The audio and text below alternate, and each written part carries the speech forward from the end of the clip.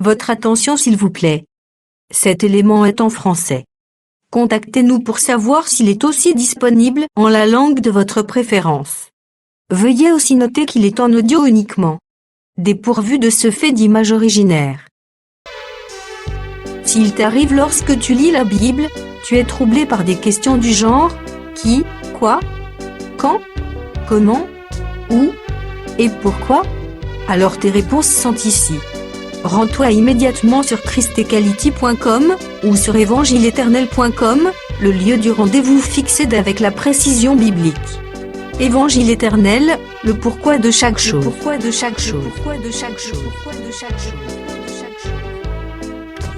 Pour nous encourager à continuer à vous servir, nous ne vous demandons pas grand-chose, sinon de souscrire à l'une de nos YouTube channels qui correspond à votre version linguistique. Souscrivez s'il vous plaît. La rubrique Pasteur et Thème présente aujourd'hui le docteur Blaise Condé, ministre de l'Évangile éternel. Recherchez-vous les enseignements du Dr Blaise Condé? Allez sur christequality.com/blaisecondé.html.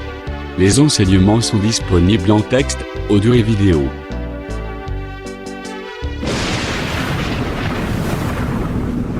Bonne édification au nom de notre commun Seigneur et Dieu Jésus-Christ. Amen. Bonsoir chers amis,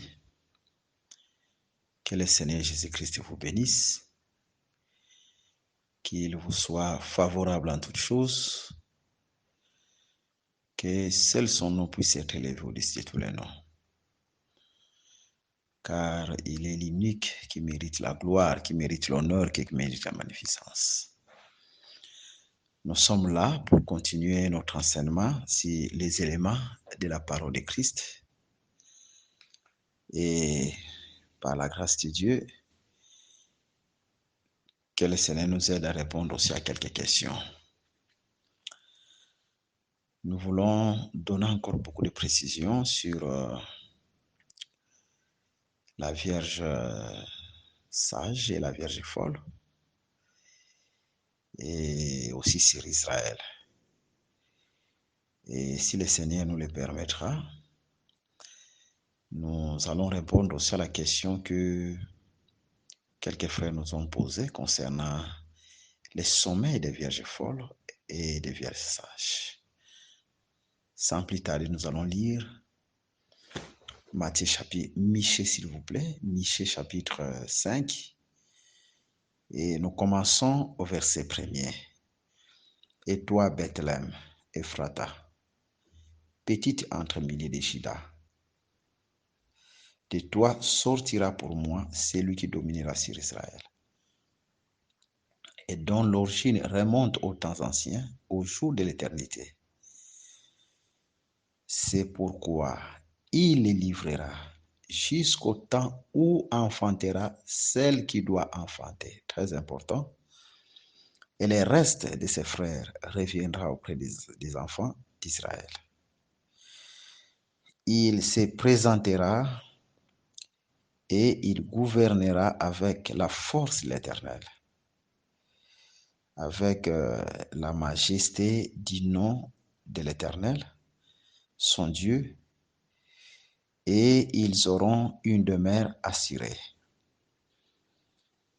car il sera glorifié jusqu'aux extrémités de la terre. Nous lisons Apocalypse, chapitre 12. Écoutez ce que la Bible nous dit.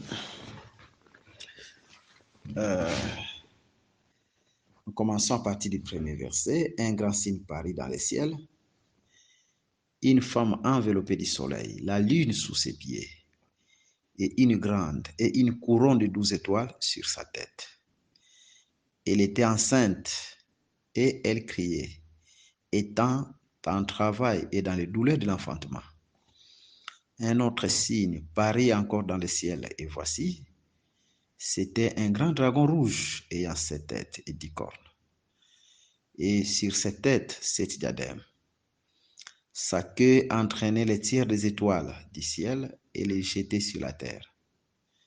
Le dragon s'éteint devant la femme qui allait enfanter, afin de dévorer son enfant lorsqu'elle aurait enfanté.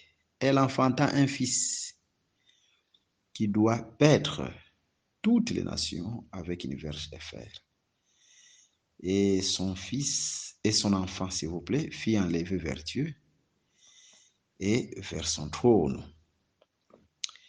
Et la femme s'enfuit dans le désert où elle avait un lieu préparé par Dieu afin qu'elle y fût nourrie pendant 1260 jours.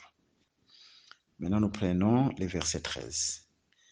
Quand le dragon vit qu'il avait été précipité sur la terre, il poursuivit la femme qui avait enfanté l'enfant mâle.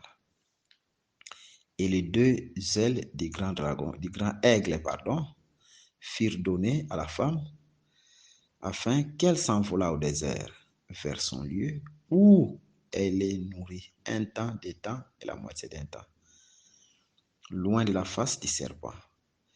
Et de sa bouche, le serpent lança de l'eau comme un fleuve derrière la femme, afin de l'entraîner par le fleuve. Et la terre secourit la femme, et la terre ouvrit sa bouche et engloutit les fleuves que le dragon avait lancés de sa bouche. Et le dragon fut irrité contre la femme, et il s'en alla faire la guerre au reste de sa postérité, à ceux qui gardent les commandements de Dieu et qui ont le témoignage de Jésus. Ok. Que le Seigneur bénisse la lecture de sa parole. Je pense que, comme nous le disons toujours, que Dieu parle tantôt d'une manière, tantôt d'une autre. Là, c'est dans Job chapitre 33, verset 14. De même, nous devons retenir que Michée chapitre 5, les Écritures que nous venons de lire, est égal à Apocalypse chapitre 12. Donc, c'est la même chose. Michée 5 et Apocalypse chapitre 12, c'est la même chose. Je pense que nous allons comprendre beaucoup de choses. Seulement, Jean est en train de parler dans sa grâce parce que Jean parlait souvent d'une manière symbolique. Et Michée est en train de parler d'une manière un peu parabolique parce que c'est pas clair. Cependant, le Saint-Esprit sont de tout, même les profondeurs de Dieu. Et vous allez comprendre que par l'aide du Saint-Esprit, c'est la même chose. Ok, retournons dans le livre de Michée chapitre 5 et nous allons comparer ces textes à Apocalypse chapitre 12. Parce que nous disons que ce n'est pas Jean le premier qui a parlé de ces choses dans le livre d'Apocalypse, parce que ce qui sera a déjà été. Dans Michée chapitre 5, là où nous étions, parce que c'est là où nous commençons, à partir du premier verset. On dit, et toi, Bethléem, Ephrata, petite, entre les milliers de Juda, de toi sortira pour moi celui qui dominera sur Israël, et dont l'origine remonte aux temps anciens, au jour de l'éternité. Je pense que la fois passée, on a essayé un peu de parler de Bethléem sur le plan prophétique. Et nous avons encore parlé de beaucoup de choses. Parce que selon cette écriture, celui qui doit régner sur Israël doit venir de l'éternité. C'est lui qui doit régner sur Israël doit venir de l'éternité. Et conformément, donc ce n'est pas en réalité toutes les nations que nous voyons, ça ne tiendra pas. Les nations peuvent venir, disperser Israël, dominer, mais ça ne tiendra jamais. Parce que selon la prophétie, c'est lui qui doit dominer sur Israël et régner sur Israël pour toujours, doit venir de l'éternité. Mais cette écriture, nous pouvons aussi l'actualiser dans nos vies. Par rapport à l'Église. Pour dire de même que celui qui doit régner dans l'Église, ce n'est pas un homme. Mais il doit venir de l'éternité. Donc, quand vous voyez dans une église, on place un homme comme étant un représentant légal. Sachez qu'il est revêtu de l'esprit de l'Antichrist. Ou bien un messager qu'on doit écouter lui seul. Il est revêtu de l'esprit de l'Antichrist. Parce que celui qui doit régner aussi dans l'église doit venir de l'éternité.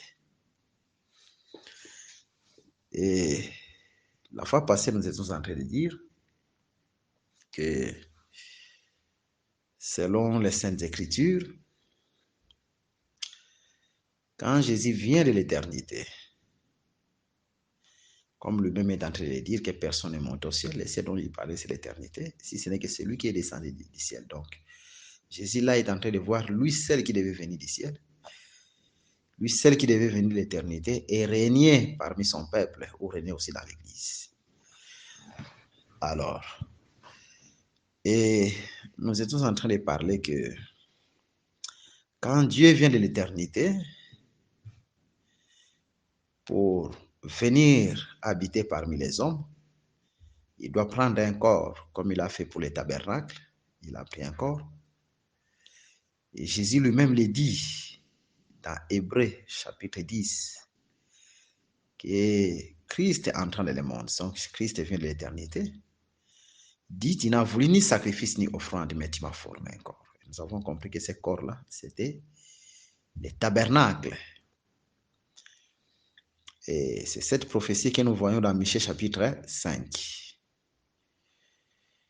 Et sur les plans aussi physiques, Jésus est né à Bethléem, qui était Ephrata. Alors, conformément à la prophétie. Mais dans cette prophétie-ci, il y a un mystère. La Bible est en train de nous dire ceci. Pour que Jésus puisse régner sur Israël, il y a un événement prophétique d'abord qui doit arriver. Écoutez au verset 2. C'est pourquoi il les livrera jusqu'au temps où enfantera celle qui doit enfanter. Oh! Donc, Jésus doit prendre le peuple d'Israël. Quand même, il vient dans les corps humains. Venant l'éternité pour régner sur son peuple. Donc, selon cette prophétie, Jésus, dans sa première venue en Israël, il ne pouvait pas régner. Pourquoi? Parce qu'il doit d'abord livrer Israël. Vous voyez? Et dans la Bible, il y a 2 déportations, c'est-à-dire il y a 2 livraisons, parce que Adam lui-même a été déporté 2 fois. La première déportation d'Adam, c'était sur les plans spirituels. Parce que Dieu a dit, le jour où tu mangeras des fruits ou cet arbre, tu mourras. Ça, c'est la première déportation. Et ce jour-là, quand il a pris part au fruit de l'arbre de la connaissance du bien et du mal, Adam était séparé de l'arbre de vie. Donc, d'une manière spirituelle, Adam était mort. Et c'est là où Paul, quand il écrivait à Timothée, a puisé cette écriture en disant qu'une veuve qui vit dans le plaisir est morte, quoique vivante. Et c'est par rapport à Adam. Parce que, c'est-à-dire, c'est un mort vivant qui marchait, Adam. Parce que Dieu l'avait séparé de l'arbre de vie. C'est dans ce sens-là. Donc ça, c'est la première déportation d'Adam. C'est une déportation spirituelle. Et la deuxième déportation d'Adam, c'est une déportation physique. Sur les plans aussi physiques, Adam était déporté. Dieu l'a chassé réellement du jardin d'Éden. Donc, il est parti en errance en déportation. Donc, ce sont les 2 déportations. Ok. Il en est de même pour Israël. Quand Jésus est venu, Israël devait connaître 2 déportations. Donc, Dieu devait les livrer de 2 différentes manières. La première déportation d'Israël, c'était en l'an 70 après notre Seigneur Jésus-Christ, avec l'empereur Titus, l'empereur romain Titus, qui est venu disperser Israël. Et Israël est parti en déportation. Ça, c'est sur les plans physiques. Mais sur les plans spirituels, jusqu'à aujourd'hui, Israël est loin de la parole. Donc, c'est aussi une déportation. Donc, ce sont là les deux déportations. Maintenant, c'est ça la prophétie de Michée. C'est-à-dire, Dieu doit d'abord livrer Israël, déporter Israël, les livrer sur les plans physiques, l'éloigner de la terre promise, et les livrer sur les plans spirituels. Israël, loin de la parole de Dieu. Jusqu'à quand? La Bible nous déclare jusqu'à ce que, jusqu'au temps où enfantera celle qui doit enfanter. Donc, Dieu a déjà vu une femme qui doit enfanter. Ça, c'est Apocalypse chapitre 12. Et si cette femme-là enfante seulement, c'est fini, Dieu visite Israël. Mais l'écriture est claire. Donc, nous comprenons ici, c'est vraiment une ligne prophétique d'Israël. Et c'est regrettable pour les gens qui ne croient pas que après l'enlèvement, Dieu visitera aussi Israël. L'écriture est claire. Maintenant, allez-nous chercher cette femme qui devait enfanter, et à cette femme, quand elle enfante, et Dieu visite Israël. Elle est où? Mais c'est prophétique. C'est ainsi, Jean, dans Apocalypse chapitre 12, est en train de voir une femme qui était dans les douleurs de l'enfantement. Vous ne trouverez pas cette femme physique comme ça. Elle n'existait pas. C'était prophétique. Michée et Jean étaient dans les mêmes conseils de Dieu. Tous sont des prophètes. Alors, donc, quand l'Église enfante, donc après chapitre 12, qu'est-ce qui va se faire? Et le reste de ses frères reviendra auprès des enfants d'Israël. Donc, Dieu visite Israël, il doit les restaurer. Maintenant, au verset 3, Dieu se présentera et il gouvernera avec la force éternelle. Donc, Jésus gouvernera avec la force éternelle, avec la majesté du nom de l'Éternel. Donc là, c'est la prophétie sur les reins de 1000 ans, 7 ans après l'enlèvement. Son Dieu. Et ils auront une demeure assurée, car il sera glorifié jusqu'aux extrémités de la terre. C'est les reins de 1000 ans. Donc, la renommée de Jésus ira jusqu'aux extrémités de la terre comme au temps de Salomon. Donc, ici nous voyons Jésus qui entre dans le monde, il prend les corps à Bethléem. Jésus qui est livré. Maintenant, c'est le temps maintenant de l'Église, c'est la femme qui doit enfanter. Après que Jésus a été crucifié à la croix. Maintenant, c'est le temps de l'Église. La femme qui a la sémence, cette femme doit enfanter, donc c'est notre temps. Et après cela, quand nous nous enfantons, alors Israël est visité. Non, Israël est visité par qui? Par les deux, au moins les deux oins. Et après cela, Jésus doit gouverner, c'est les reins de 1000 ans. Donc, là, c'est la ligne prophétique. Maintenant, retournons dans Apocalypse chapitre 12, parce que nous devons aussi beaucoup de précisions, donner beaucoup de précisions en ce qui concerne les vierges sages et les vierges folles. Mais nous voulons un peu vous expliquer un petit mystère. Vous savez, quand dans les livres de Genèse, au chapitre 49, Dieu est en train de bénir Juda par Jacob. Écoutez ce que l'Écriture nous dit à propos de Juda, la bénédiction de Juda. Suivez-nous vraiment avec beaucoup de patience. Genèse chapitre 49. Nous commençons à partir du verset 8. Juda, tu recevras les hommages de tes frères. Ta main sera sur la nuque de tes ennemis. Les fils de ton père se prosterneront devant toi. Juda est un jeune lion. Tu reviens du carnage, mon fils. Il ploie les genoux. Il se couche comme un lion. Qui le fera lever? Écoutez maintenant le verset 10. Nous ne voulons pas vraiment donner des détails sur Juda, mais les versets disent qui nous intéressent le plus. Les sceptres ne s'éloignera point de Juda, ni les bâtons souverains. Donc, les sceptres, c'est les bâtons souverains, c'est les bâtons de commandement d'entre ses pieds, jusqu'à ce que vienne les Shiloh et que les peuples lui obéissent. Suivez-nous attentivement. Donc, nous comprenons une chose que vous allez bien comprendre ici la divinité de Jésus. C'est vraiment très important. Alors,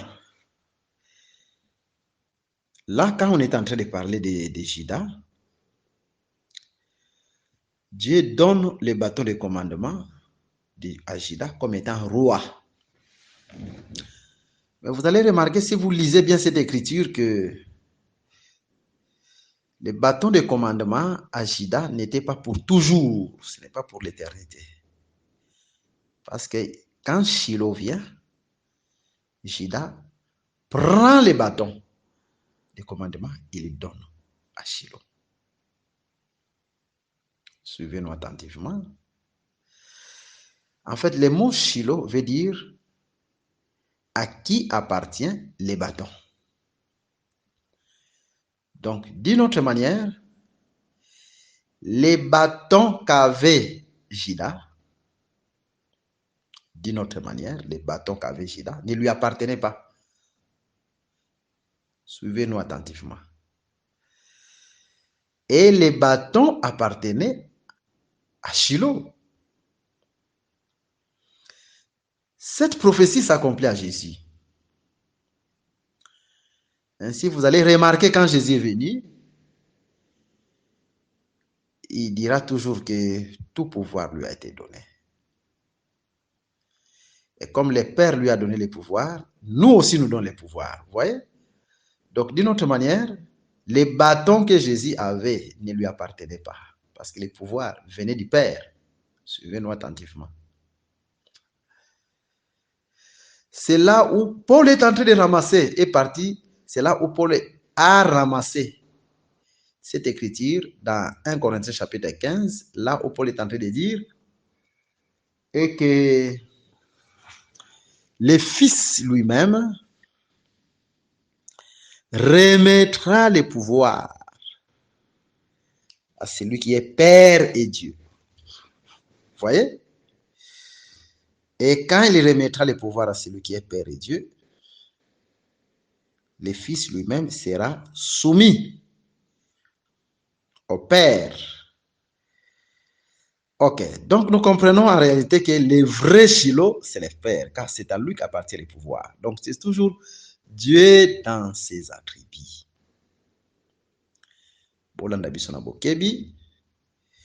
Allons chercher un peu cette écriture d'un Corinthien. Au chapitre 15, je ne veux pas vraiment que ça nous prenne beaucoup de temps parce que nous devons évoluer par la grâce de Dieu et nous avons beaucoup de choses à dire aujourd'hui selon que le Seigneur va nous conduire. Ok, nous sommes là. Nous cherchons cette écriture rapidement. Que le Seigneur nous fasse grâce de trouver cette écriture rapidement.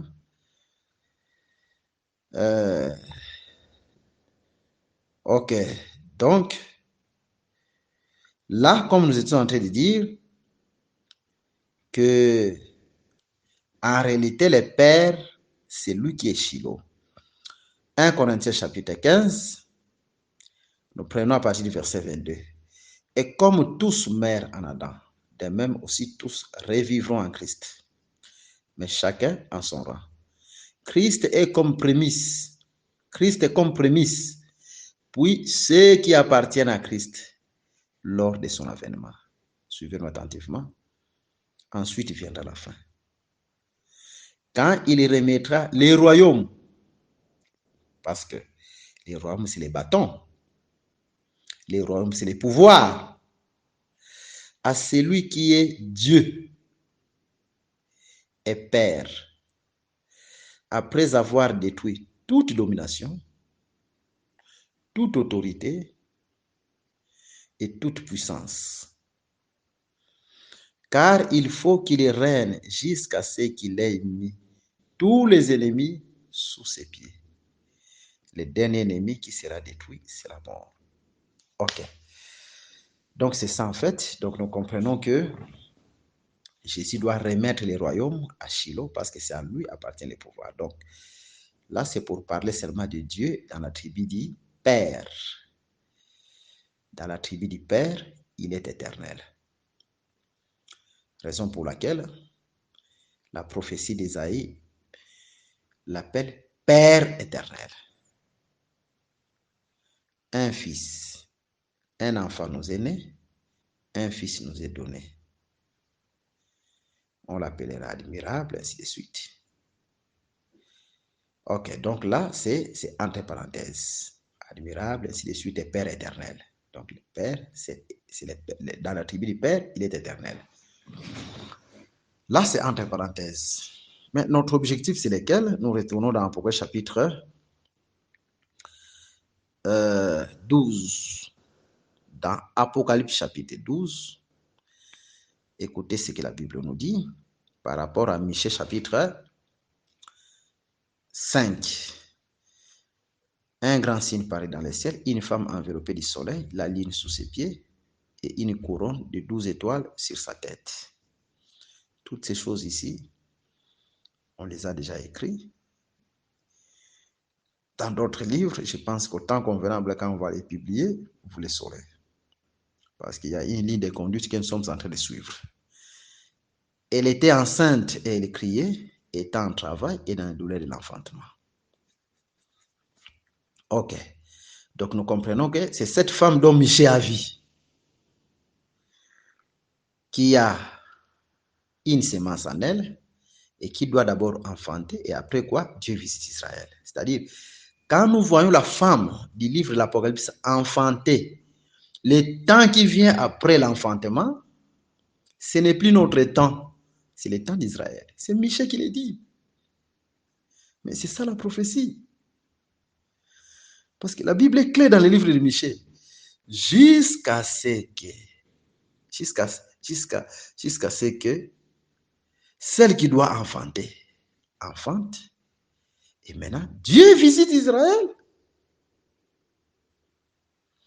Donc, quand vous voyez seulement que cette femme a enfanté, dans le livre de l'Apocalypse, après avoir enfanté, le temps qui vient après, tout ce que nous allons voir, c'est le temps d'Israël.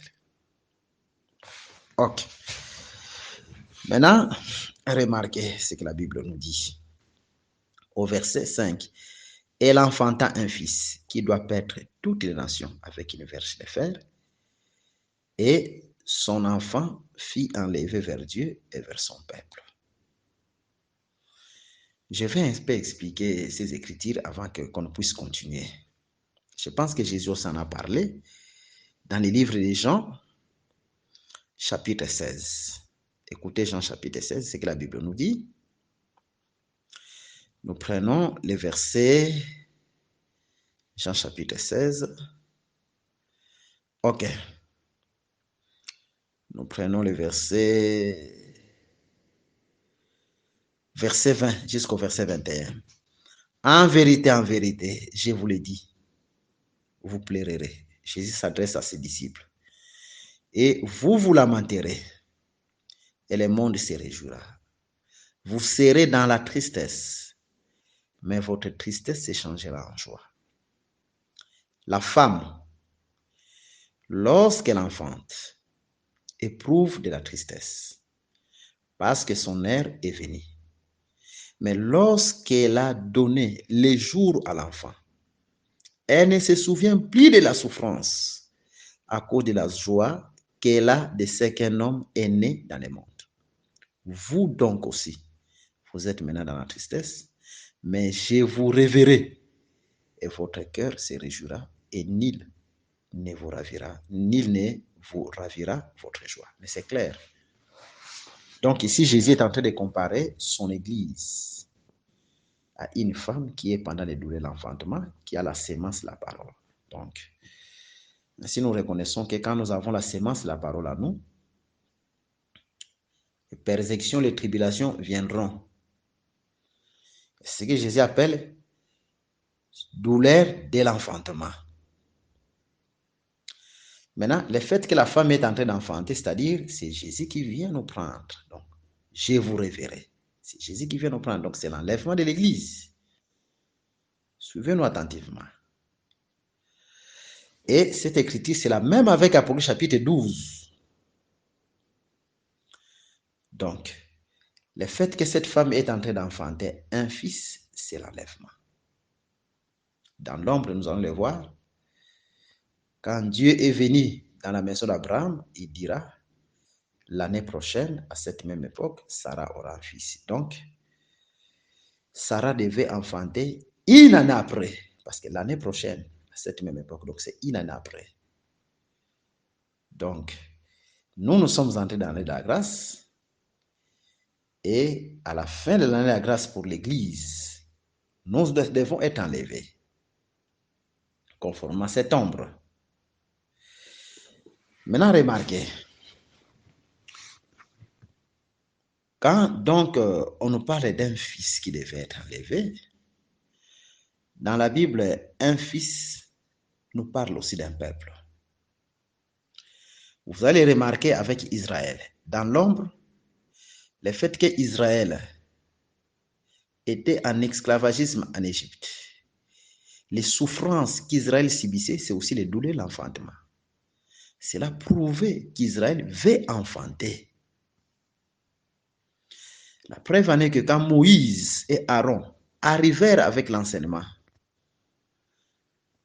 pour Israël en Égypte, la Bible nous déclare que Pharaon a encore augmenté les souffrances. Donc, c'était les douleurs de l'enfantement. Et le fait qu'Israël est en train de sortir, c'est-à-dire Israël a enfanté, Israël a bâti. Raison pour laquelle Dieu va l'appeler son fils, c'est-à-dire, quand est-ce qu'Israël est en train de recevoir l'attribut du fils? C'est quand il sort de l'Égypte. C'est très important. Mais avant qu'il ne sorte de l'Égypte, il n'a pas cet attribut du fils. Mais quand il sort de l'Égypte, il a l'attribut du fils. C'est-à-dire, c'est un fils qui est né. Et la fois passée, nous avons aussi expliqué que, d'une autre manière, la sortie d'Israël de l'Égypte, c'est aussi l'enlèvement. Raison pour laquelle, quand Israël est sorti, ils sont sortis avec les ossements de Joseph et les vivants aussi sont sortis. Mais c'est ce que Paul avait dit, que les morts en Christ résisteront premièrement, donc les ossements de Joseph, et ensuite nous les vivants. Donc c'est le type d'enlèvement. Je pense que nous avons pris même beaucoup de choses aussi dans l'ombre et qu'on ne peut plus encore reprendre ici, parce que Dieu est descendu pour prendre Israël comme un aigle, comme un grand aigle dans Exode 19 et il l'a mené vers lui. Donc c'est l'enlèvement parce que l'habitation de l'aigle c'est la montagne et la montagne c'est le ciel. Donc Dieu a pris Israël et l'a enlevé vers lui. Selon Exode chapitre 19 verset 4.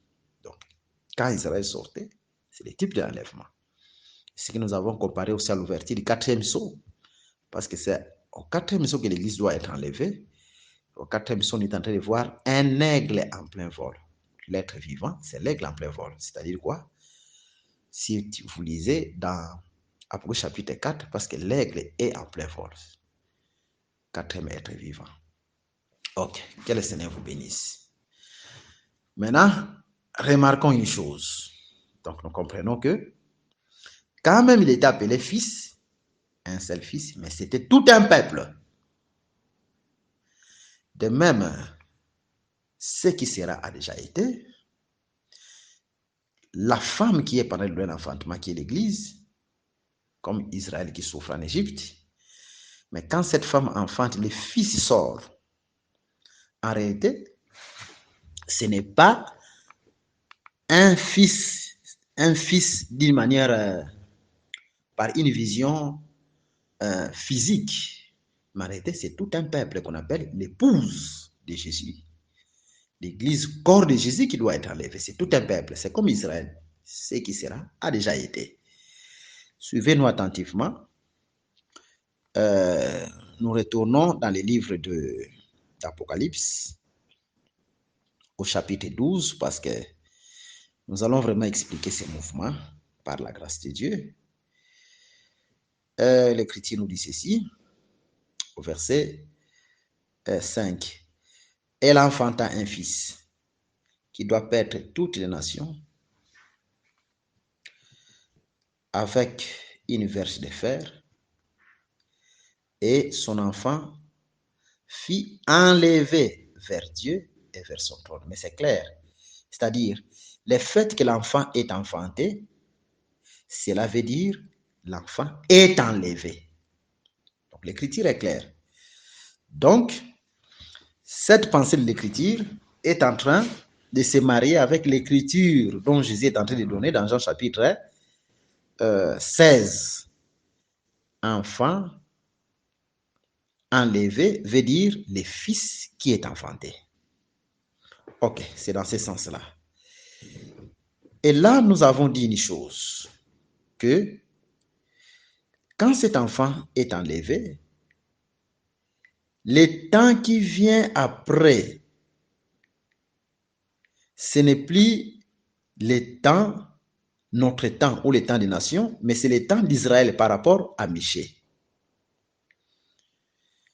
Mais avant d'y arriver, je voulais un peu expliquer la femme et les fils. En réalité, quand cette femme est pendant les douleurs de l'enfantement, la femme pendant les douleurs de l'enfantement, c'est l'église corps, mais sous le soleil. Parce que avec les corps spirituels, on n'a pas besoin d'être persécuté. Avec les corps spirituels, qui va nous injurier? Parce qu'avec les corps spirituels, comme la Bible nous déclare, que les choses anciennes sont passées.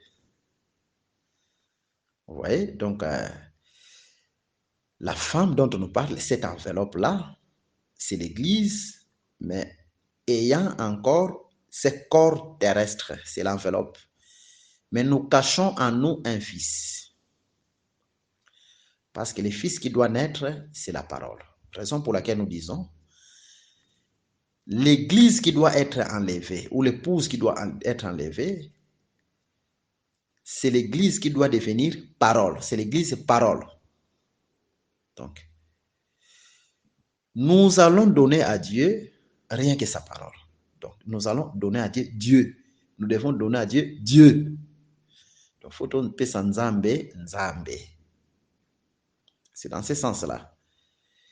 Et c'est ce qu'on appelle les fils. Et c'est alors que ce jour-là, nous allons revêtir un autre corps. Parce que la Bible nous déclare que ces jours-là, nous serons semblables à lui, car nous le verrons tel qu'il est. Écoutez, cette écriture, j'aime ça beaucoup. Je pense que c'est Jean qui est en train de parler de cela. Et que le Seigneur fasse grâce, nous puissions trouver cette écriture rapidement. Elle nous servira encore de beaucoup de précision par la grâce de Dieu. Allons un peu chercher cette écriture. 1 Jean chapitre 3. Nous prenons le verset 2. Bien-aimés, nous sommes maintenant enfants de Dieu. Et ce que nous serons n'a pas encore été manifesté. Donc, cela est caché, ce que nous serons. Donc, l'enveloppe qui cache ce que nous serons, c'est ce qu'on appelle la femme qui garde les fils. Vous voyez? Parce que ce que nous serons, c'est le fils qui est caché en nous. Nous le serons même plus tard. Mais nous savons que lorsque cela sera manifesté, c'est l'enlèvement, nous serons semblables à lui, c'est l'enlèvement. Parce que nous le verrons tel qu'il est, c'est l'enlèvement. Donc, c'est Jésus qui doit être. Donc, Jésus doit aller voir Jésus. C'est là où nous avons dit que c'est la parole qui doit être enlevée parce que nous serons semblables à Jésus. Vous voyez? C'est la parole qui doit être enlevée. Maintenant, cela est caché en nous. Mais plus tard, nous allons laisser cette enveloppe terrestre, donc la femme, parce que la femme, c'est la faiblesse, comme vous le savez. Et ce corps, c'est la femme, c'est la faiblesse. Et nous allons laisser cette enveloppe pour revêtir un autre corps qui est Christ, parce que nous devons être semblables à lui. C'est ce qu'on appelle les fils.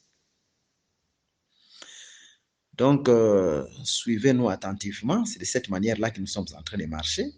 Mais ces fils-là, c'est tout un peuple. C'est-à-dire, nous sommes plusieurs qui formeront l'épouse de Jésus-Christ. C'est dans ce sens-là. Alors, maintenant, quand nous sommes enlevés, après l'enlèvement maintenant, c'est le temps d'Israël. Raison pour laquelle, quand nous voyons cette femme après l'enlèvement, être enlevée au désert, où elle doit être nourrie pendant 1260 jours, cette femme-là, ce n'est plus l'Église. Conformément à Michée chapitre 5, ce n'est plus nous, cette femme-là. Donc, les tableaux changent. Parce que si elle enfante, c'est le temps d'Israël. Je pense que l'écriture est claire. Comme nous sommes en train de le dire, ce qui sera a déjà été. Et quand nous évoluons, je vais vous prendre d'abord une écriture. Avant d'abord d'y arriver, je vous prends Apocalypse chapitre 2 au verset 27. Apocalypse chapitre 2, verset 27. Nous commençons même au verset 26. À celui qui vaincra et qui gardera jusqu'à la fin mes œuvres, je donnerai autorité sur les nations. Il les pètera avec une verge de fer, comme on brise les vases d'argile, ainsi que moi-même, j'en ai reçu le pouvoir de mon Père. Ok. Vous voyez, donc les fils dont on a lu dans l'Apocalypse chapitre 12, c'est un vainqueur. Il a vaincu quoi? Il a vaincu la mort, parce que l'enlèvement, nous serons transformés. Et avec les corps spirituels, la mort n'aura plus de pouvoir sur nous. Donc, l'enlèvement, c'est la victoire sur la mort. Ô mort, où est ton aiguillon? Nous ne mourrons plus, même sur les plans physiques. Maintenant, après cette victoire-là, comme nous l'avons dit un jour, conformément à Apocalypse chapitre 5, au verset 10, je pense, nous, l'Église de Jésus ou son épouse, nous n'attendons pas seulement l'enlèvement, mais nous attendons aussi les règnes avec Christ sur la terre. Verset 10. Tu as fait d'eux un royaume et des sacrificateurs pour notre Dieu. Qui les rachetait? Ils régneront sur la terre, mais c'est clair. Mais ceux qui régneront sur la terre, qui sont plusieurs, c'est les fils qui doivent paître les nations avec une verge de fer. Mais c'est clair, c'est les reins des fils de Jésus avec son épouse sur la terre. Donc l'écriture est claire. Et c'est dans ce sens que nous sommes en train d'évoluer. Parce qu'il y a d'autres gens qui viennent avec tant de confusion pour dire, vous voyez ces fils-là, c'est Jésus. Oh. Mais c'est vraiment une confusion totale. Parce que les Écritures doivent s'embraser. Et dans Apocalypse chapitre 2, la réponse est que ces fils, Ce sont les enfants de Dieu, les vainqueurs, à qui Jésus donnera le pouvoir de paître avec une verge de fer, comme lui aussi a reçu le pouvoir au Père, c'est-à-dire c'est Judas. Et il remettra ses pouvoirs au Père comme étant les Shiloh, comme nous venons de le voir maintenant. Donc, c'est dans ce sens-là. Alors, suivez-nous. Parce que nous allons voir beaucoup de choses, même les vierges folles vont sortir là, après l'enlèvement. Allons lire Apocalypse chapitre 12, surtout les versets clés par rapport à notre enseignement. Ok. Nous prenons le verset 13. Quand le dragon vit qu'il avait été précipité sur la terre, il poursuivit la femme qui avait enfanté l'enfant mâle. Ok. Et les deux ailes du grand aigle furent données à la femme. Les deux ailes, ça sera Moïse et Élie, afin qu'elle s'envolât au désert. La preuve en est que les deux ailes l'ont conduit au désert. Pourquoi? Parce que ce sont les deux prophètes du désert. Moïse a conduit Israël au désert et Jean-Baptiste aussi prêchait au désert. Donc c'est clair, vers son lieu où elle est nourrie pendant un temps, des temps et la moitié des temps. Un temps, des temps et la moitié des temps veut seulement dire 1260 jours au verset 6. Et la femme s'enfuit dans le désert où elle avait un lieu préparé par Dieu afin qu'elle fût nourrie pendant 1260 jours. C'est ça, un temps, des temps et la moitié des temps. Ou 3 ans et 6 mois, c'est la même chose. Ok. Maintenant, je pense même dans notre syllabus, sur les cailloux blancs, nous avons expliqué les déserts comme étant un lieu à l'écart et beaucoup de choses. Si vous lisez ce syllabus qui est déjà publié dans les groupes, nous avons donné la signification du désert dans cette écriture parce que nous avons un peu essayé de brosser aussi sur cette écriture. Et le verset 15, et de sa bouche, le serpent lança de l'eau comme un fleuve derrière la femme afin de l'entraîner par le fleuve. Ok. Donc, Ésaïe chapitre 8, les fleuves, ce sont les nations que les dragons Satan utilisait, qu'il lançait. Et la femme, la terre secourut la femme. Et la terre ouvrit sa bouche et engloutit les fleuves que les dragons avaient lancés de sa bouche. Je pense que tout ça, on a déjà expliqué ça même dans les livres. Les cailloux blancs, je pense, ou les 70 semaines vues par Daniel. Là, on parlait sur la prophétie de Job, qui est en train de nous montrer que les eaux, les grandes eaux ne peuvent pas franchir les bords de la mer. Or, la mer a 2 bords.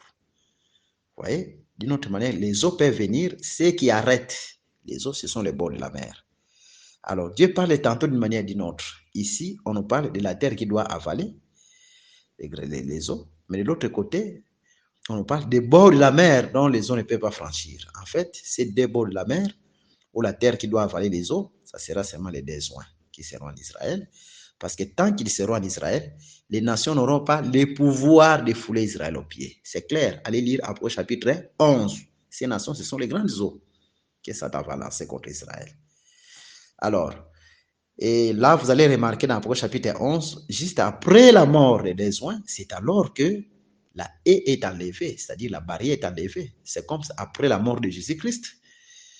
En l'an 70, les Juifs les nations sont venues et emporter Israël à la déportation. Donc, c'est dans ce sens-là.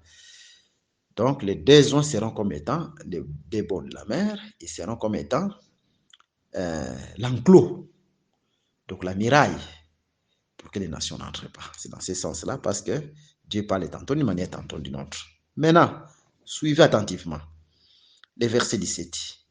Et le dragon fut irrité contre la femme. Et il s'en alla faire la guerre au reste de sa postérité. Oh, c'est très important.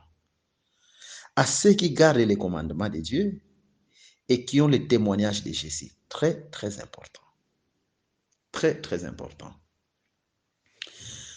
Et pourtant que quand on a lu Apocalypse chapitre 12, au début, cette femme n'avait qu'un seul fils, non? On nous présente seulement un seul fils. Mais après l'enlèvement, nous comprenons, oh, cette femme avait encore un reste de fils. Donc, Avant l'enlèvement du fils, on voit seulement un fils. Mais après l'enlèvement, nous voyons eux, moi, donc les restes de la postérité de la femme. Mais c'est ça la Vierge folle. Et c'est ce que nous vous avons dit. Avant l'enlèvement, on ne peut pas parler que tel frère ou telle sœur, c'est une vierge folle ou c'est une vierge sage. Non. Parce qu'on est en train seulement de voir un seul fils. Et l'enseignement sur la vierge folle, c'est un enseignement prophétique. Mais c'est clair, Apocalypse en parle. C'est après l'enlèvement maintenant, nous allons comprendre, oh, il y a un reste qui est resté, mais de la postérité. Donc, bazalaki libumumoko, ils étaient dans un même ventre. Mais on nous présente seulement un fils, c'est-à-dire, durant tous ces temps-ci, on parle seulement de l'église corps de Jésus-Christ. C'est comme ça. Mais c'est après l'enlèvement que nous allons voir que non, il y a un reste qui est resté, qu'on appelle les vierges folles. C'est ça l'écriture. Et nous voyons que après l'enlèvement, les dragons ne combattront pas seulement Israël, mais les dragons combattront aussi les vierges folles, comme étant les restes de la postérité. Donc, que le Seigneur vous bénisse. Pourquoi nous parlons que ces restes de la postérité, c'est la Vierge folle? C'est parce que ils étaient ensemble. C'est les restes de la postérité de la femme, c'est-à-dire Bazalaki Libomumoko. Ce sont des jumeaux, c'est comme Élie et Élisée, toujours ensemble, des deux qui seront dans un champ, des deux qui monteront ensemble à la mêle, et ceux-ci aussi étaient ensemble. Or, ceux qui sont ensemble aujourd'hui, c'est la Vierge folle et la Vierge sage. Mais après l'enlèvement, les restes qui restera pendant que nous étions ensemble, c'est la Vierge folle. C'est dans ce sens-là. Donc, que Dieu vous bénisse. Alors, maintenant, il y a des questions qui nous ont été posées et on voulait aussi donner des précisions. Dans les livres de Matthieu au chapitre 25, là, on est en train de nous parler de ces 10 vierges. Pendant que l'époux tardait, tous s'assoupirent. D'une autre manière, toutes dormirent parce que l'époux tardait. C'est ce que nous voulons parler. En fait, l'Écriture nous dit ceci que ceux qui dorment, dorment la nuit. Donc, ceux qui dorment, dorment la nuit. C'est ce que la Bible nous déclare. D'une autre manière, la nuit, c'est le temps de dormir. Selon la Bible, parce que la Bible est claire là-dessus. Nous sommes dans le livre de 1 Thessaloniciens chapitre 5 et nous prenons le verset 7. Car ceux qui dorment, dorment la nuit. Et ceux qui s'enivrent, s'enivrent la nuit. Donc la nuit, c'est un temps de dormir, selon 1 Thessaloniciens chapitre 5 au verset 7. Maintenant, allons dans l'ombre. Dieu va chasser Adam la nuit, parce que Dieu est descendu quand le soleil s'est couché vers le soir. Et il va chasser Adam du jardin vers la nuit, quand la nuit est tombée. Donc, d'une autre manière, nous comprenons que Adam était entré dans un sommeil spirituel. Donc, Adam l'a lit. Et le sommeil d'Adam, c'est la mort. Parce que dans Jean chapitre 11, Jésus lui-même a appelé la mort de Lazare que c'était le sommeil. Quand il a dit à ses disciples que Lazare dort et on va le réveiller. Et pourtant que Lazare était mort. De même, le fait que Dieu est en train de chasser Adam du jardin, donc Adam a dormi. Et le sommeil d'Adam, c'était la mort, parce qu'Adam était mort spirituellement. Raison pour laquelle, quand Jésus aussi est en train de dormir à la croix, donc c'est-à-dire la mort, la nuit aussi est venue. Parce que ceux qui dorment, dorment la nuit. La nuit est tombée à partir de la 6e heure, parce que ceux qui dorment, dorment la nuit. Donc nous comprenons que la mort, c'est un sommeil, raison pour laquelle la nuit devait venir à la croix de Golgotha. Donc là d'abord, le sommeil comme étant la mort, c'est ce que nous venons d'expliquer. Mais dans la Bible, ok, avant d'y arriver, raison pour laquelle dans les livres de Romains, au chapitre 11, je pense, où Paul est en train de dire sur Israël, qu'Israël est en train de dormir, il est en train de somnoler. Donc, Israël, en réalité, est mort par rapport au péché parce que Jésus, c'est la vie. Le fait qu'Israël a rejeté Jésus, Israël est mort. Vous voyez, donc Israël est en train de dormir sur les plans spirituels. Ok. Raison pour laquelle l'Écriture nous dit, réveille-toi, toi qui dors, relève-toi d'entre les morts. Donc, le sommeil, c'est la mort. C'est dans ce sens-là. Alors, nous évoluons par rapport toujours aux Saintes Écritures. Les sommets dans la Bible ne nous parlent pas seulement de la mort, mais les sommets dans la Bible nous parlent aussi de la patience. Allons dans les livres de Psaume au chapitre 7. Écoutez ce que la Bible nous dit, Psaume chapitre 7. Nous commençons à partir du verset 7. Lève-toi, ô Éternel, dans ta colère. Lève-toi contre la fureur de mes adversaires. Réveille-toi pour me secourir. Ordonne un jugement. Très important. C'est-à-dire, quand Dieu est en train d'observer une situation quelconque, quand même les gens sont en train de pécher, les gens sont en train de persécuter les enfants de Dieu, mais Dieu ne venge pas, c'est-à-dire Dieu est en train de dormir, c'est conformément à cette écriture. Raison pour laquelle David est en train de demander à Dieu de se réveiller et que Dieu puisse défendre sa cause en jugeant ses adversaires, d'une autre manière, à exercer sa colère contre ses adversaires. Donc, tout ce temps-là, c'est ce qu'on appelle la patience de Dieu. Quelle écriture encore qui le confirme? Allons dans le livre des Romains. Romains, chapitre 3. Je pense à partir du verset 25. C'est lui que Dieu a destiné par son sang à être pour ceux qui croiraient,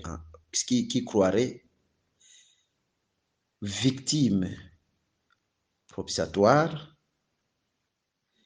afin de montrer sa justice, parce qu'il avait laissé impunis les péchés commis auparavant, au temps de sa patience, afin, dis-je, de montrer sa justice dans les temps présents, de manière à être juste tout en justifiant celui qui a la foi en Jésus. C'est très important. C'est-à-dire, quand Dieu ne punit pas, c'est ce qu'on appelle la patience de Dieu. C'est-à-dire, les gens sont en train de pécher, mais Dieu ne punit pas. C'est ce qu'on appelle la patience de Dieu. D'une autre manière, Dieu est en train de dormir. C'est la même chose avec l'écriture de David. Dieu qui ne venge pas, donc c'est Dieu qui est en train de dormir. Mais Paul, quand il écrivait aux Romains, il appelle ça le temps de la patience de Dieu, qui laisse les péchés impunis. C'est ainsi que David est en train de demander, non Seigneur, Dieu éternel, réveille-toi, parce que tu dors. Et dans Romains chapitre 2, nous commençons à partir du premier verset. Ô homme, qui que tu sois, toi qui juges, tu es donc inexcusable, car en jugeant les autres, tu te condamnes toi-même, puisque toi qui juges, tu fais les mêmes choses. Nous savons en effet que le jugement de Dieu contre ceux qui commettent de telles choses est selon la vérité. Et penses-tu, ô homme, qui juge ceux qui commettent de telles choses et qui les fait, que tu échapperas au jugement de Dieu? Ou méprises-tu les richesses de sa bonté, de sa patience et de sa longanimité, ne reconnaissant pas que la bonté de Dieu te pousse à la repentance. Très important. C'est-à-dire, les richesses de la patience de Dieu, c'est quoi? Quelqu'un qui est en train de pécher, mais le Seigneur ne juge pas. Donc, c'est sa bonté pour montrer qu'il a besoin que cette personne puisse se repentir. Donc, mais un jour, il va se réveiller et il va exercer le jugement. Donc, c'est dans ce sens-là, donc la patience, selon ces Écritures, la patience de Dieu, c'est aussi le sommeil. Raison pour laquelle nous allons voir Jésus est avec les disciples dans une barque et vous allez remarquer que la nuit est arrivée. Jésus était en train de dormir pendant que les vents sont venus et les vents ont frappé la barque. Jésus dormait jusqu'à ce que les disciples l'ont réveillé. D'une autre manière, cette barque typifie aussi Israël. Et les vents qui frappent la barque, ce sont les nations. Parce que les vents, ce sont aussi les nations. Dans Apocalypse chapitre 7, vous allez remarquer, il y a les vents qui viennent, qui frappent la mer et une bête qui sort. Et ces bêtes-là, ce sont des nations puissantes qui doivent dominer sur l'humanité. Vous voyez? Donc, ce sont des vents. Et quand les vents viennent frapper, quand les vents venaient frapper, Jésus est en train de dormir. Donc ça, c'est le temps de la patience de Dieu. Mais un jour où Jésus va se lever, c'est-à-dire réveille-toi, comme David a dit, pour qu'il juge les adversaires d'Israël, donc les nations. Ça, c'est à la seconde venue de Jésus-Christ, à l'Israël. C'est ça le réveil de Dieu pour juger les nations. Mais tout ce temps-ci, il a livré Israël, c'est le temps de la patience de Dieu. Mais cette écriture, nous pouvons aussi l'actualiser par rapport à l'Église. Dieu permet parfois qu'on puisse vous injurier, qu'on puisse faire du mal de vous. Donc, d'une autre manière, c'est Dieu qui est tenté de dormir, c'est le temps de sa patience. Mais un jour, Dieu vengera. Comme l'Écriture nous le dit, à moi la vengeance. Donc, c'est dans ce sens-là. Mais maintenant, vous allez remarquer que les vierges folles, les vierges sages et les vierges folles ont dormi quand? Je pense que l'écriture est claire. Lisez bien. Vous allez remarquer dans les livres de Matthieu chapitre 25, l'écriture est claire que comme l'époux tardait, donc l'époux devait d'abord tarder et ensuite elle dormir. D'une autre manière, si l'époux n'avait pas tardé, ces vierges-là n'allaient pas dormir.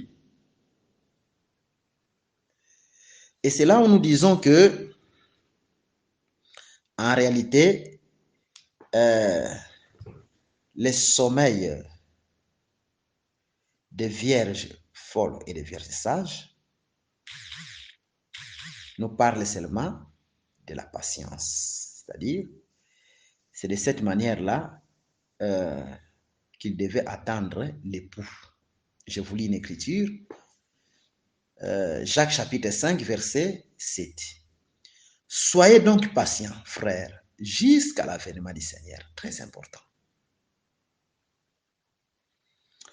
Voici le laboureur attend les précieux fruits de la terre, prenant patience à son égard, jusqu'à ce qu'il ait reçu les pluies de la première et de l'arrière-saison. C'est très important. Ok, je pense que c'est dans ce sens-là.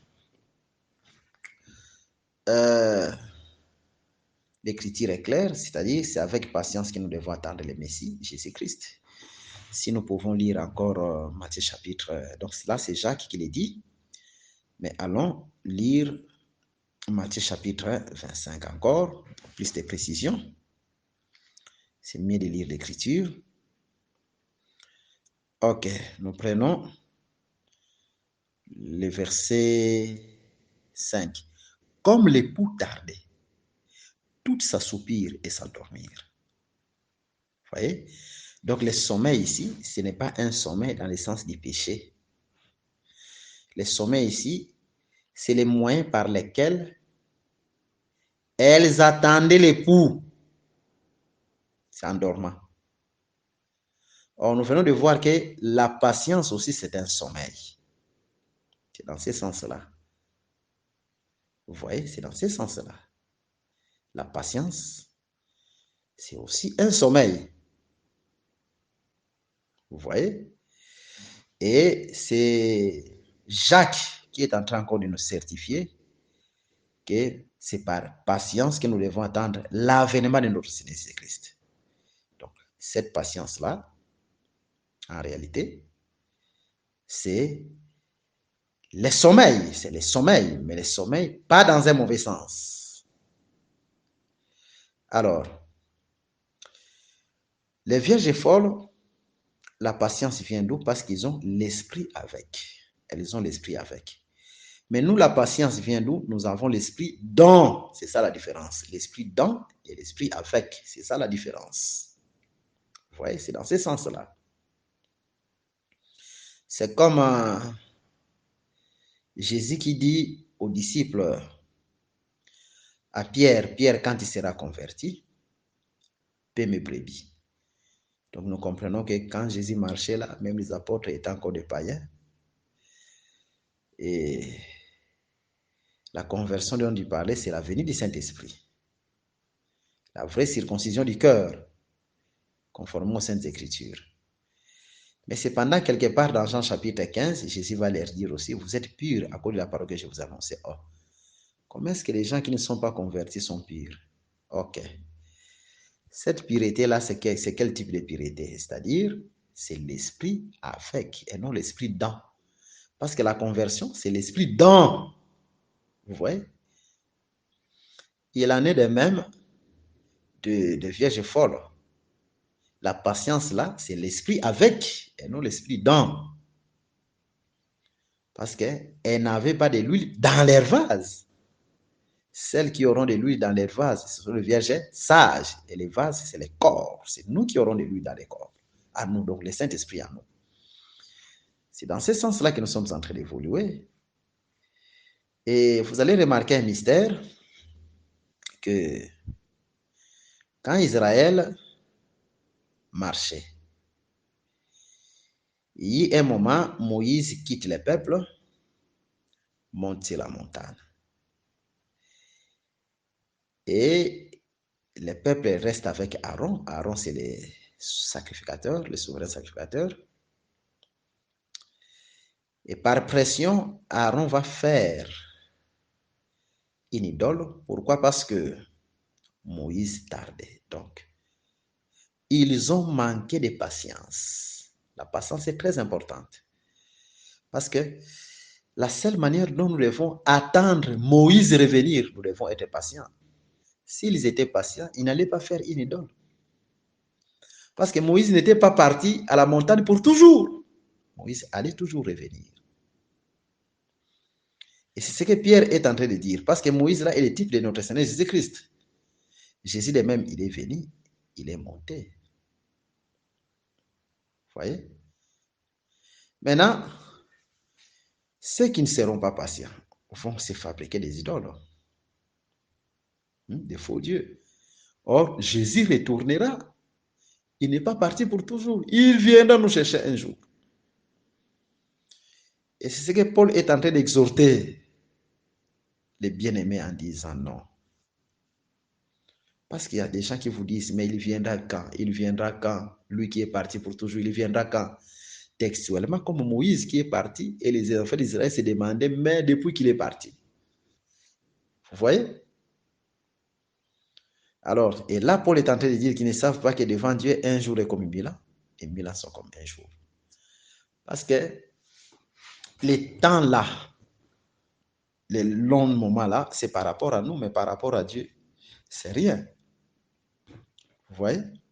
Et Pierre va plus loin, est en train de dire s'il tarde, parce qu'il ne veut pas. Il veut que tous les élus qui doivent être enlevés connaissent le Seigneur Jésus-Christ. Alors, c'est dans ce sens-là, en fait. Mais d'une manière prophétique,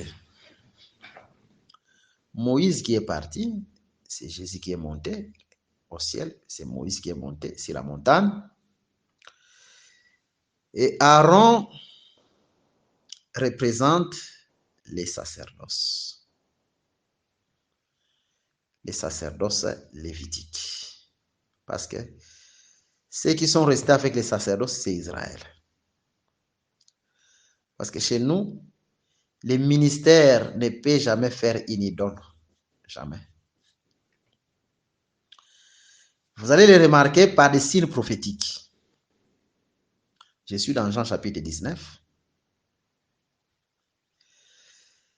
Israël rejette son Messie dans Jean chapitre 19. Donc, d'une autre manière, c'est l'absence de Moïse parmi les peuples, parce qu'Israël rejette son Messie.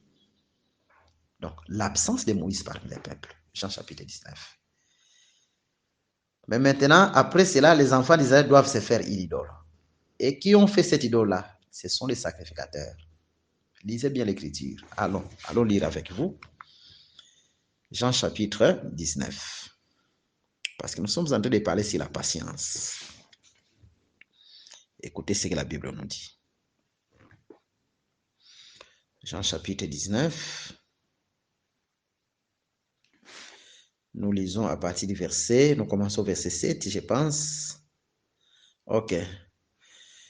Ici, ce sont les Juifs. Hein? Les Juifs lui répondirent, nous avons une loi. Et selon notre loi, il doit mourir. Parce qu'il s'est fait fils de Dieu. Ce sont les Juifs. Donc, ils rejettent leur Messie. Donc, c'est l'absence de Moïse parmi les peuples. Jean chapitre 19, verset 7. Mais maintenant, descendons en bas. Écoutez ce que l'Écriture nous dit. Pour ne pas tout lire parce qu'il y en a tellement beaucoup.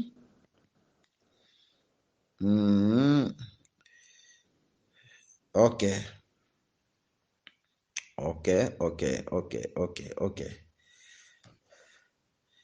Nous prenons à partir du verset 12, je pense. Dès ce moment, Pilate cherchait à les relâcher, mais les Juifs criaient, si tu les relâches, tu n'es pas ami de César. Quiconque se fait roi se déclare contre César.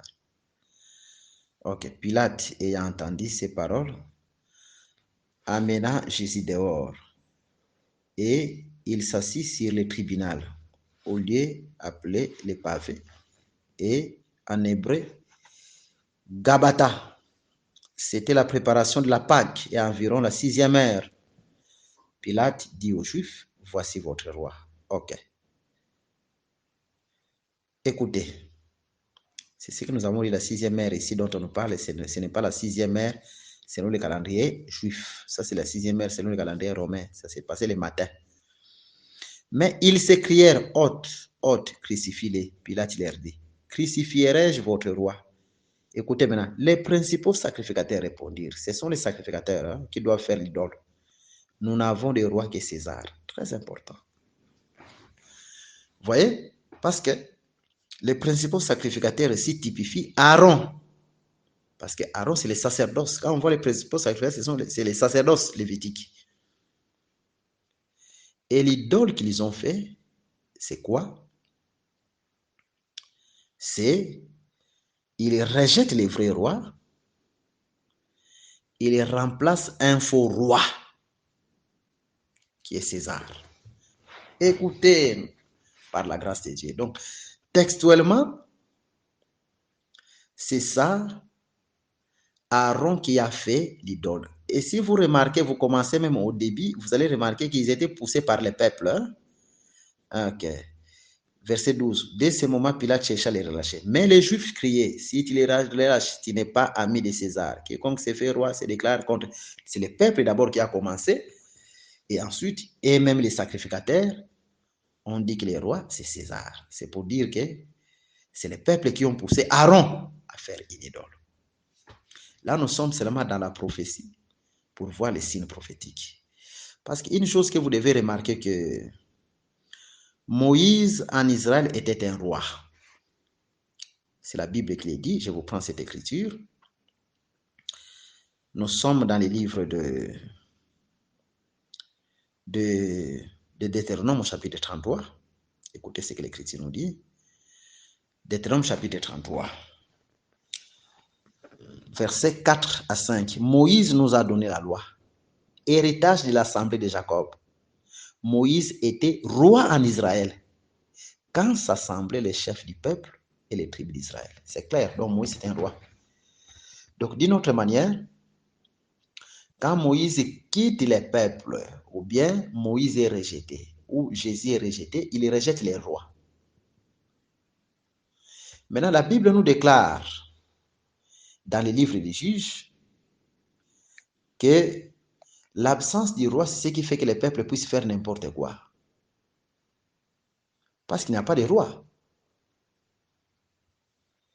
Quand il n'y a pas de roi, le peuple fait ce qu'il veut. C'est ce que l'Écriture nous dit. Raison pour laquelle, comme Moïse, qui est le véritable roi, était absent du peuple, raison pour laquelle quand le peuple était resté, le peuple devait faire du n'importe quoi, donc c'est fabriquer l'idole. Ça, c'est l'ombre. De même, dans la réalité, quand le vrai roi est rejeté, qui est notre Seigneur Jésus-Christ, le peuple doit faire n'importe quoi, c'est-à-dire c'est choisir une idole qui est César, parce qu'il n'y a pas de roi. De même, le vrai roi de l'Église, c'est l'enseignement. Parce que Paul est en train de nous dire que personne ne peut poser un autre fondement dans 1 Corinthiens chapitre 3, verset, vous commencez à partir du verset 11, que c'est lui qui a été posé. D'une autre manière, si le fondement est rejeté, parce que le fondement c'est le roi de l'Église, c'est là où vous voyez le peuple en train de faire n'importe quoi. C'est là où vous voyez parfois on est en train de lever les hommes. Pourquoi? Parce qu'il n'y a pas de roi. Et même si vous arrivez dans une église, vous voyez les femmes prêcher, vous voyez en train de lever les hommes, vous voyez en train d'applaudir les hommes. Comprenez seulement que dans cette église-là, il n'y a pas de roi. C'est-à-dire le roi dont nous parlons de l'église, c'est la doctrine. La doctrine doit être le roi de l'église. Donc, c'est dans ce sens-là que nous sommes en train d'évoluer. Ok. Donc, sur les plans prophétiques, Moïse qui monte, c'est le rejet de Jésus par Israël, raison pour laquelle Jésus aussi devait monter, rentrer au ciel. Et quand Jésus est rejeté, les sacerdoces doivent faire une idole. Et vous allez remarquer que quand Moïse est retourné, c'est alors qu'il viendra détruire l'idole. Donc, d'une autre manière, Moïse qui descend de la montagne, c'est ça la pierre que Daniel a vue dans Daniel chapitre 2, qui descend de la montagne sans le secours d'aucune main. Et quand cette pierre vient, cette pierre doit frapper aussi l'idole. Dieu parle tantôt d'une manière, tantôt d'une autre. Mais c'est clair. Les veaux d'or là. Oh, veaux d'or, Jésus. Veaux d'or, Jésus. Veaux d'or. Vous voyez Jésus partout. Hein? Dans la ligne prophétique, Jésus n'est pas là. Mais c'est ça la pierre qui devait être détachée de la montagne. Et quand cette pierre est détachée, cette pierre doit frapper une idole. Mais remarquez au temps de Daniel, cette pierre a frappé quoi? L'idole.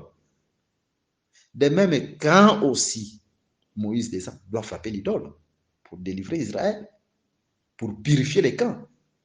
Ça, c'est le second retour de Jésus en Israël. Moïse qui monte, c'est Jésus, rejeté par Israël. Et Israël va faire alliance avec les nations, César. Et César, là aussi, c'est le type de l'Antichrist, ainsi que de toutes les nations avec qui Israël fera alliance. Maintenant, au second retour, Jésus doit détruire l'Antichrist et détruire toutes ces nations, l'idoles en question, tous ces systèmes. Et c'est pour purifier Israël qui était attaché à ces nations-là. Dieu qui parle tantôt d'une manière, tantôt d'une autre. Donc, l'écriture est claire. Attends, je vous prends un peu un verset là. Un verset tellement important qui va nous aider aussi. Parce qu'il y a beaucoup de gens qui prêtent confusion là-dessus, dans ces versets-là. Ok, nous allons dans le livre des Actes des Apôtres. Dans le livre des Actes des Apôtres, nous prenons Actes des Apôtres, chapitre 1er. Je pense que c'est à partir du verset 8. Que nous dit l'Écriture? Ok. Mais vous recevrez une puissance. Le Saint-Esprit surviendra sur vous. Et vous verrez, et vous serez mes témoins à Jérusalem, dans toute la Judée, dans la Samarie et jusqu'aux extrémités de la terre. Après avoir dit cela, il fut élevé pendant qu'il les regardait. Et une nuée les déroba à leurs yeux. Et comme ils avaient les regards fixés vers le ciel, pendant qu'ils s'en allaient, voici 2 hommes vêtus de blanc leur apparirent. Et dirent, hommes Galiléens, pourquoi vous arrêtez-vous à regarder au ciel? C'est Jésus qui a été enlevé au ciel du milieu de vous, viendra de la même manière que vous l'avez vu allant au ciel. Voyez? Ici, on nous parle du second retour de Jésus en Israël. Ce n'est pas l'enlèvement ici.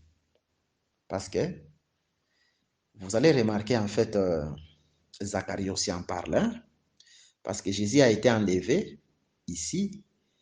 Ils étaient sur la montagne des Oliviers. Maintenant, allons dans Zacharie. Zacharie, chapitre 14. Écoutez ce que la Bible nous dit. Zacharie, chapitre 14. Nous pouvons commencer même à partir du premier verset. Ok. Vraiment une écriture que j'aime beaucoup. Bon, on peut prendre même le verset 3 jusqu'au verset 4. L'Éternel paraîtra et il combattra ces nations. Comme il combat au jour de la bataille, ses pieds se poseront en ces jours sur la montagne des Oliviers, qui est vis-à-vis de Jérusalem, du côté de l'Orient. C'est très important. Donc, l'Éternel qui apparaît, c'est le second retour, c'est la seconde venue de Jésus en Israël. C'est Jésus qui retourne encore en Israël. Comme Jésus était monté partant de la montagne des Oliviers, il est retourné aussi de la même manière sur la même montagne, selon Zacharie chapitre 14. Mais quand il viendra, il doit combattre les nations qui combattront Israël. D'une autre manière, la statue doit être détruite. Vous voyez? Parce que c'est César. C'est dans ce sens-là. Et Israël doit être purifié. Ok, je pense que l'écriture est claire. Donc, cette écriture des Actes des Apôtres, ce n'est pas lié à l'enlèvement. L'enlèvement, c'est pour l'Église, corps, et c'est en secret. Cependant que là, ça sera en réalité, Jésus qui est monté de la même montagne, reviendra aussi sur la même montagne, selon Zacharie chapitre 14, versets 3 à 4. Que Dieu vous bénisse. Mais là, nous insistons surtout sur la patience. Vous voyez? Donc, quand ils attendaient Moïse, ils n'étaient pas patients, ils se sont fabriqués des idoles.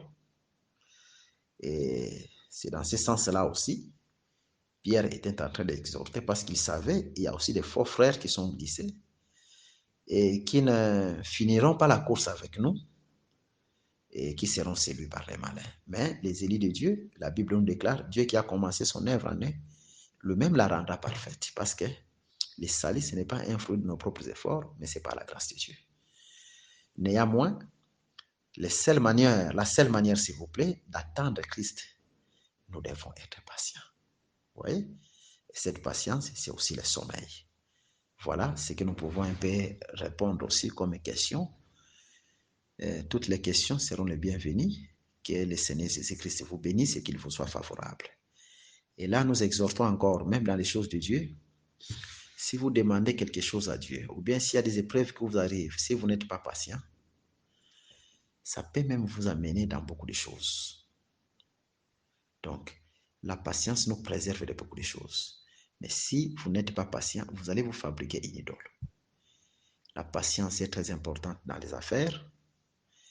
La patience est très importante dans tous les plans de la vie.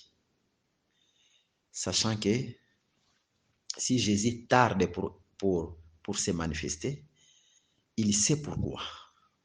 Donc, il veut seulement créer un fruit en nous qu'on appelle la patience. Alors, que Dieu vous bénisse, que Dieu vous assiste, vous qui passez des moments difficiles, que le Seigneur vous accorde cette patience par le Saint-Esprit, sachant que tôt ou tard, il descendra de la montagne. C'est-à-dire, tôt ou tard, Jésus viendra et va vous secourir de vos besoins et de vos problèmes.